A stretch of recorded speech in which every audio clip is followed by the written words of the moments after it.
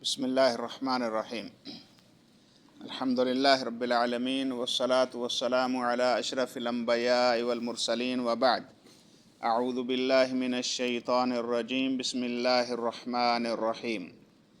वला तहसबन्नल्लज़ीना क़ुतिलू फ़ी सबीलिल्लाहि अमवाता बल अहयाउन इंदा रब्बिहिम युरज़क़ून।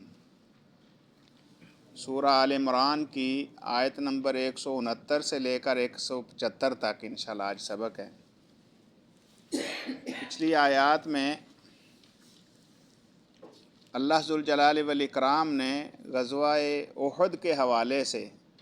सहाबा की तरबियत, अक़ायद की इस्लाह, मुशरिकीन और यहूद की कारस्तानियों का तज़किरा तफ़सील से बयान किया है। उसी ज़िमन में आज की आयत हैं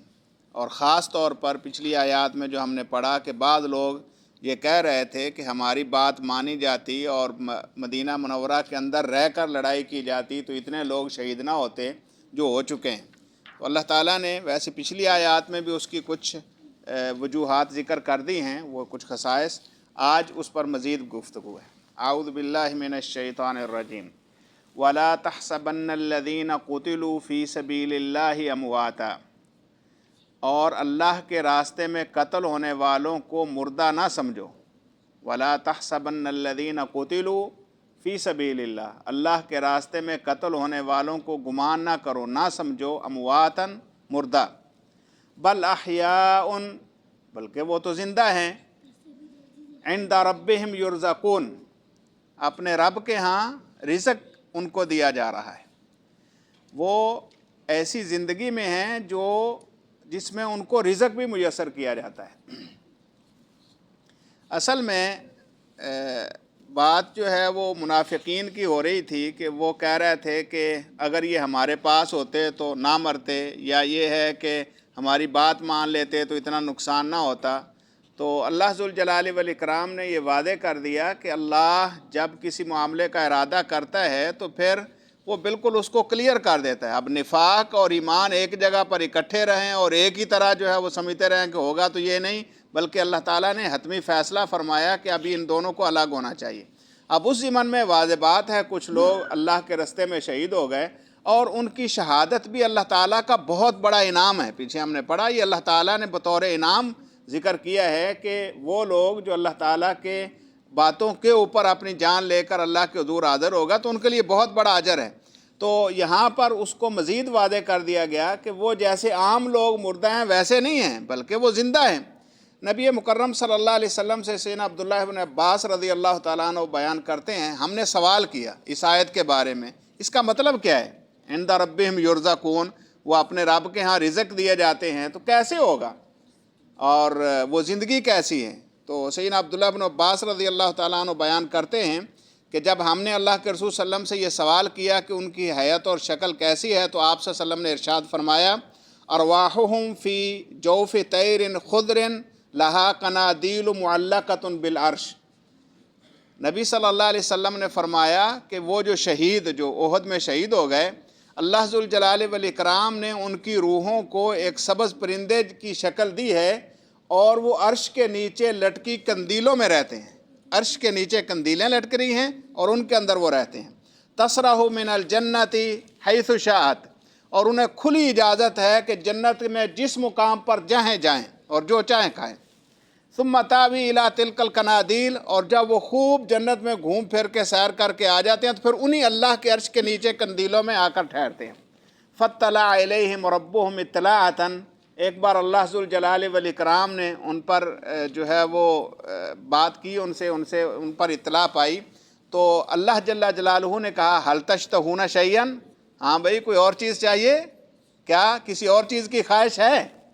तो फ़कालू अय्यु शैइन नश्तही व नहनु नसरहु मिनल जिन्नति हैसु शिअना, तो कहने लगे अल्लाह किस चीज़ की अब और तलब करें, जहाँ जन्नत में चाहते हैं जाते हैं और जो चाहते दिल करता है खाते हैं। तो अल्लाह जल्ला जलालहू ने फ़फ़अल ज़ालिका बिहिम सलासन, अल्लाह ताला ने 3 बार उनको कहा और कुछ चाहिए, किसी चीज़ की कोई तलब हो, कोई इश्तिहा हो। तो जब हर दफ़ा वो यही कहें कि अल्लाह और तो किस चीज़ की ज़रूरत नहीं है, तो फिर اللہ ذوالجلال والاکرام نے ان کو انہی کی جو ہے وہ حیات پر چھوڑ دیا، یعنی اب وہ ویسے ہی جنت میں گھومتے پھرتے ہیں۔ ایک دوسری حدیث میں جو ہے سیدنا انس رضی اللہ تعالیٰ عنہ کہتے ہیں، اسی آیت کا تذکرہ کرتے ہوئے کہتے ہیں نبی مکرم صلی اللہ علیہ وسلم نے ارشاد فرمایا، دنیا میں جو بھی خیر پر کام کرنے والا بندہ اس دنیا میں فوت ہوتا ہے، جب وہ اللہ کے ہاں جاتا ہے یسرھا انتا ترجع الی الدنیا، تو اس کو وہ جو اللہ تعالیٰ بہت سارے انعامات اس پر کرتا ہے اس کی وجہ سے وہ خوش ہو جاتا ہے اور پھر واپس نہیں آنا چاہتا، دوبارہ نہیں چاہتا کہ وہ دنیا میں جائے، الا الشہید، سوائے شہید کے۔ اور فإنہ یسرہ ان یرجع الی الدنیا فیقتل مرۃ اخری،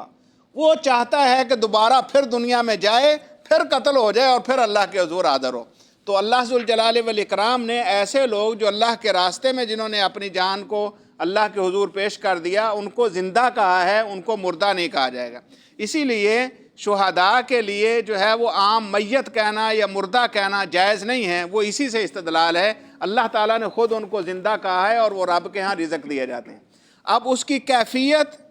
وہ کس مقام پر ہیں، کیسے ہیں، رسول اللہ صلی اللہ علیہ وسلم نے اس کی یہ توجیہ بیان فرما دی ہے، لیکن یہ ہماری عقلوں سے ماوراء بات ہے، اور یہی ہے جو غیب پر ایمان لانا ہے۔ ایسے ہے کہ وہ زندہ ہیں، ہماری آنکھوں کے سامنے نہیں ہیں، ہم نے اپنے ہاتھوں سے صحابہ کرام رضوان اللہ علیہ اجمعین نے خود ان کو قبروں میں دفن کیا، لیکن اللہ کہتا ہے زندہ ہے تو زندہ ہے، بس یہی ایمان ہے۔ تو اللہ ذوالجلال والاکرام کہتے ہیں کہ وہ اللہ کے حضور زندہ بھی ہیں اور ان کو رزق بھی دیا جاتا ہے۔ فرحین بما آتاہم اللہ من فضلہ، نہ صرف زندہ ہیں بلکہ جو اللہ نے اپنے فضل سے انہیں عطا کیا اس پر خوش ہیں۔ فرحین، خوش ہیں، بڑے خوش ہیں، بما آتاہم اللہ، جو اللہ نے انہیں عطا کیا ہے، من فضلہ ہی، اپنے فضل سے، اللہ نے جو اپنے فضل سے انہیں چیزیں دی ہیں اس پر بڑے خوش ہیں۔ وَيَسْتَبْشِرُونَ بِالَّذِينَ لَمْ يَلْحَقُوا بِهِم مِّن خَلْفِهِمْ، اور وہ لوگ جو ان کے پیچھے ابھی جہاد میں، قتال میں باقی ہیں، ان کے ساتھ ملے نہیں، ان کے لیے وہ بڑا خوشگمانی بھی کرتے ہیں، بڑے خوش ہوتے ہیں۔ وَيَسْتَبْشِرُونَ، خوشخبری سناتے ہیں، الَّذِينَ لَمْ يَلْحَقُوا بِهِم، ان لوگوں کو جو ابھی ان کے ساتھ ملے نہیں، من خلفہم، اور ان کے پیچھے ہیں۔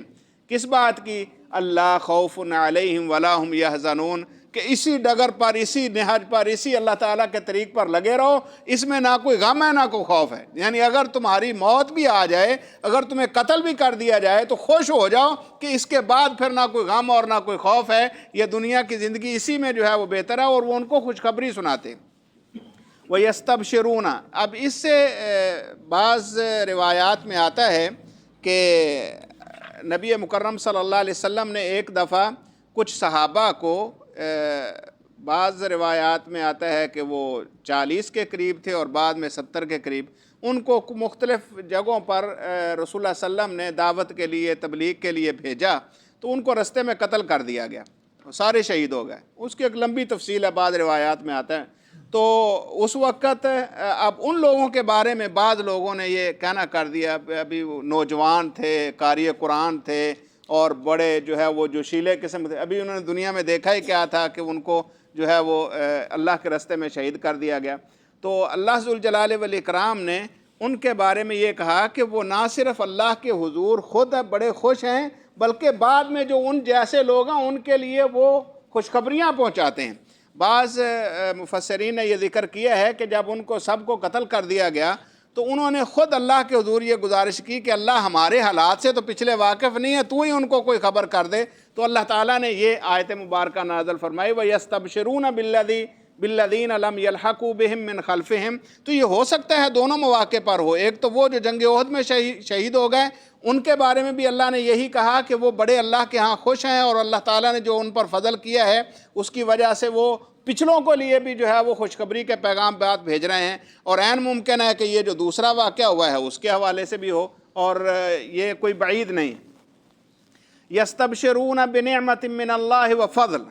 وہ خوشخبری سناتے ہیں اللہ کے انعام اور اللہ کے فضل کی۔ وَأَنَّ اللَّهَ لَا يُضِيعُ أَجْرَ الْمُؤْمِنِينَ، اور یہ بھی بتاتے ہیں کہ اللہ کسی مومن کا اجر ضائع نہیں کرتے۔ جو حقیقی ایمان والا ہو اور اللہ جل جلالہ کی رضا کے لیے دنیا میں کام کرے، حتیٰ کہ اگر وہ قتل بھی ہو جائے تو اس کا اجر کہیں نہیں جانے والا، وہ اللہ کے ہاں مسلم ہے۔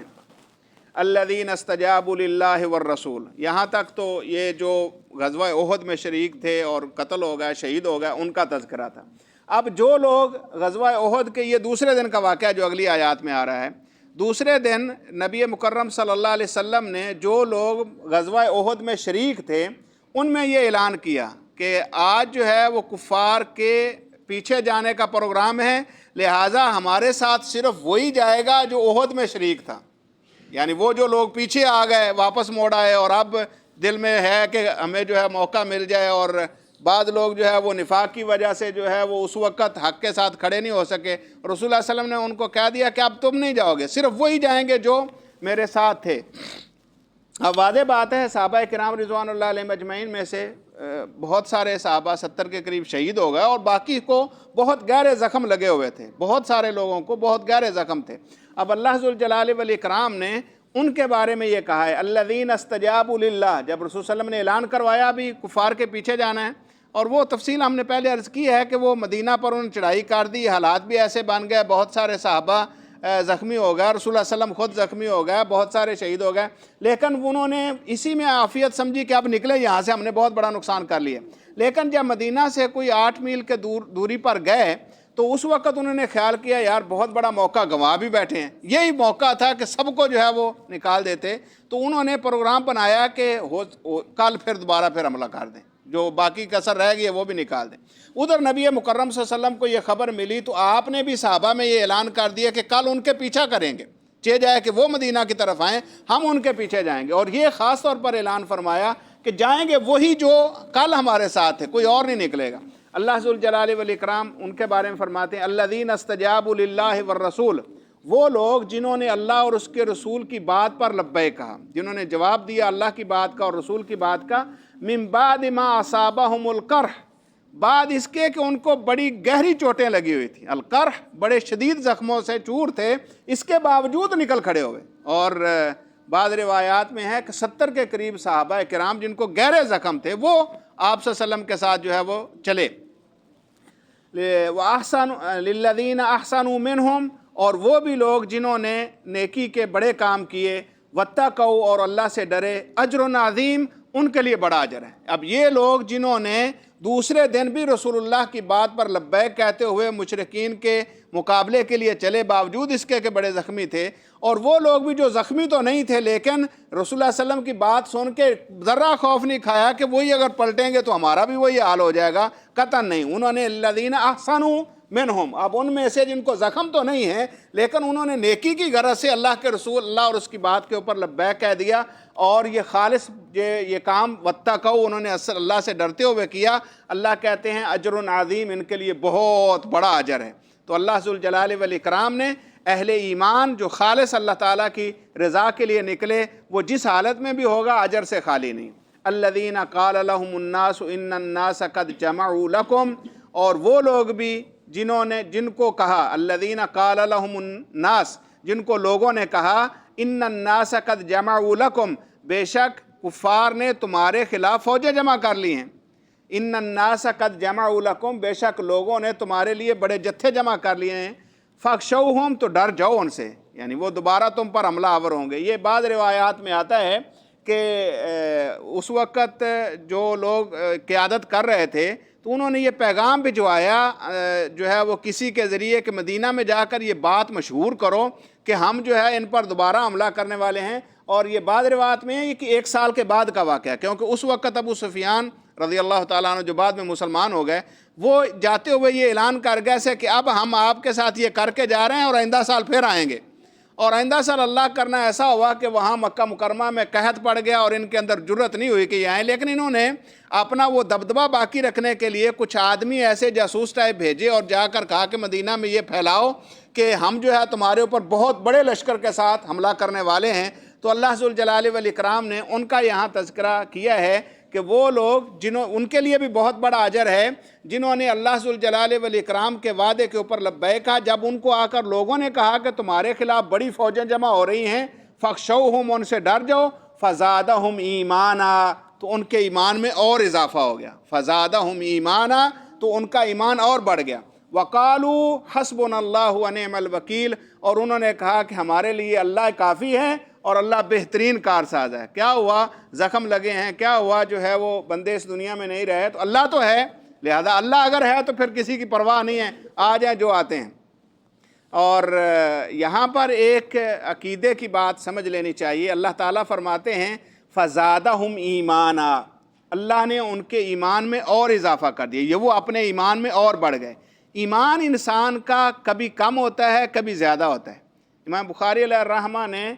کتاب الایمان کی ابتدا اسی سے کی ہے، الایمان یزید و ینقص، ایمان کم بھی ہوتا ہے، زیادہ بھی ہوتا ہے، اور اس کی بے شمار دلیلیں قرآن مجید میں ہیں۔ ان میں سے ایک یہ بھی ہے کہ گویا کہ پہلے ایمان کم تھا، جب انہوں نے یہ سنا کہ ہمارے خلاف بڑی فوجیں جو جمع ہو رہی ہیں، ان کا ایمان اور مضبوط ہوگا اور جہاد کے لیے تیار ہوگا۔ اور اللہ ذوالجلال والاکرام نے کہا، اور ان کا قول اس وقت یہ تھا حسبنا اللہ و نعم الوکیل، اللہ ہمیں کافی ہے اور وہی بہترین کارساز ہے۔ اور یہ جو الفاظ ہیں بعض روایات میں یہ ملتا ہے کہ سیدنا ابراہیم علیہ السلام نے بھی سیم یہی لفظ اس وقت کہے تھے جب ان کو آگ میں ڈالا جا رہا تھا۔ انہوں نے بھی کہا تھا حسبنا اللہ و نعم الوکیل، اللہ جو ہے وہ میرے لیے کافی ہے اور وہ بہترین کارساز ہے۔ اور اللہ تعالیٰ نے ان کے ساتھ ایسا معجزہ کیا جو قیامت تک جو ہے وہ باقی رہے گا۔ اور نبی صلی اللہ علیہ وسلم نے بھی یہی الفاظ کہے جب انتہائی کٹھن حالات تھے اور صحابہ کے اوپر بہت زیادہ پریشر تھا، تو اس وقت بھی یہی کہا حسبنا اللہ و نعم الوکیل۔ بعض مفسرین علماء یہ کہتے ہیں کہ ہر مومن کو اپنا یہ ہتھیار سمجھنا چاہیے، خاص طور پر جب سمجھے کہ حالات جو ہے وہ میرے موافق نہیں رہے اور طرح طرح کے مصائب کا شکار ہو رہا ہے، تو یہ ذکر جو ہے وہ کثرت سے کرنا شروع کر دے، حسبنا اللہ و نعم الوکیل۔ جب یقین ہوگا کہ اللہ میرا کارساز ہے، وہ کر سکتا ہے، تو کیسے بھی انسان مشکل حالات سے دو چار ہو جائے، پھر وہ اللہ پر اعتماد اس کو آخر مضبوط کر دے گا اور وہ اس پریشانی سے نکل جائے گا۔